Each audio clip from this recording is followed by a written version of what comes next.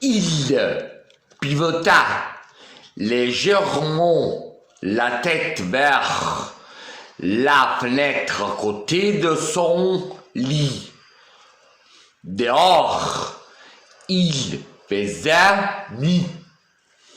Il ne voyait rien, juste son propre reflet, un type autant de cendres.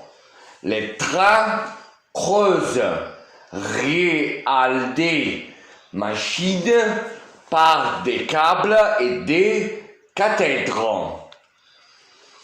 Des voix résonnèrent dans la couloir. Le médecin revint accompagné d'une jeune femme. Elle avait une trentaine d'années. Elle portait, elle aussi, une blouse et avait des cheveux blancs, retenus en quelques cheveux qui oscillaient de part d'un œil et ses peu en chacun de ses pas. Je suis le docteur Senabux, annonça-t-elle dans un sourire. Je vais assister ce soir de Thomas Conning. Landon acquiesça lentement, grand et souple. Le docteur Bux avait cette démarche assurée des sportifs.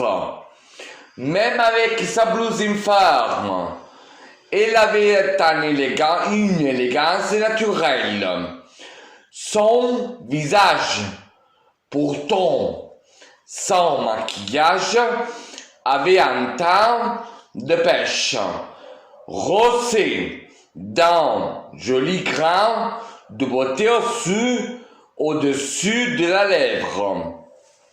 Ses yeux, quoique marron, recelaient une profondeur inhabituelle, comme si la jeune femme avait enduré plus d'épreuves que son jeune âge ne le laissait supposer.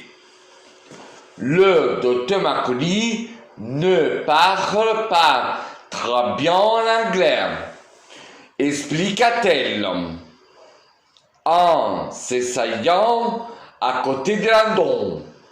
Il m'a demandé de remplir pour vous votre dossier d'admission. Elle lui adressa un autre sourire. Merci, attira-t-il. Alors, allons-y, reprit-elle d'un ton purement professionnel. Comment vous appelez-vous? Robert Landon, bredouilla-t-il au but d'un moment. Elle marqua un stylo lumineux sur ses retins. Profession, il prit encore un instant pour répondre. Professeur, histoire de l'art et symbologie, Université d'Avar. Surprise, le taubeau baissa la lampe et le médecin Babu leva ses gros sourcils.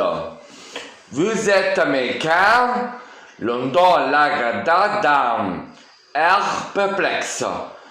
C'est juste que vous n'aviez pas de papier d'identité sur vous lors de votre mission. Hier soir, vous portez une veste réduite et des mocassins ce matin. On a cru que vous étiez anglais. Je suis américain, lui assura Landon, sans trouver la force de lui expliquer qu'il a mis simplement les habits bien coupés. Des douleurs, ma tête, murmura-t-il, car la lumière avait réveillé le coup de marteau. Heureusement, le Lotobox finit par ranger son stylo lumineux. Elle prit le poignet de Landon pour vérifier son pull. Vous vous êtes réveillé en criant. Vous vous souvenez pourquoi? Landon revit la femme voilée entourée des corps dans douleur. Cherchez et vous trouverez un cauchemar. Quel genre? Landon lui raconta son rêve. Le jeune femme demeura impassible, se contenant de prendre des notes.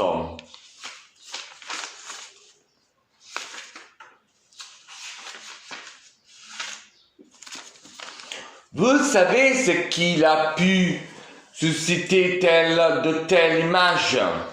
Landon fouilla sa mémoire et secua la tête. Aussitôt, le marteleur dans ce crâne leur rappela à l'ordre. Très bien, monsieur Landon. Encore quelques petites questions de routine. Quel jour sommes-nous? Landon réfléchit. Samedi. Je me revois traverser le campus pour aller donner un cure. Et puis, c'est tout ce dont je me souviens. Quel est-il passé? J'ai fait une chute. On va vous dire ça. Vous savez où vous êtes? À l'hôpital du Massachusetts, je suppose. L'autobus consigna sa réponse. Vous avez quelqu'un de proche à venir? Femme, enfant? Non, personne. Il avait toujours apprécié la solitude et l'indépendance. Il pouvait ainsi profiter pleinement une rive de célibataire, même si, dans ce cas de présent, il aurait aimé voir une famille à ses côtés. Il a bien quelques collègues que je pourrais appeler, ajouta-t-il. Mais c'est inutile puisque je vais bien.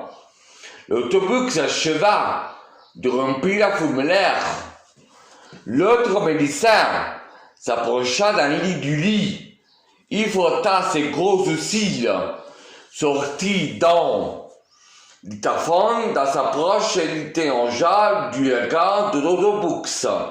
Celle-ci acquiesça. L'automaconie se tourna alors vers son patient. Monsieur Landon, quand vous êtes arrivé cette nuit, vous répétiez quelque chose. Sur un signe de la jeune femme, l'automaconie appuya sur le bouton de tir. Landon entendit sa propre voix commenteuse qui entonnait en boucle, dans un anglais à peine compréhensible. Sorry.